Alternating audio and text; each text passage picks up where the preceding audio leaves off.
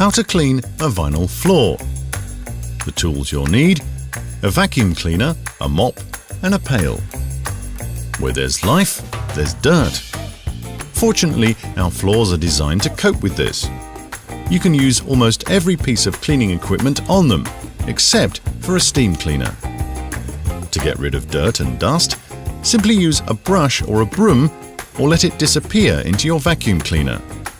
Mix 2 measuring caps of Quickstep Livyn cleansing agent in lukewarm water and mop your floor clean. Wipe your floor clean with a mop and dry it with a cloth. Do you need more tips? Take a look at the other Quickstep tutorials.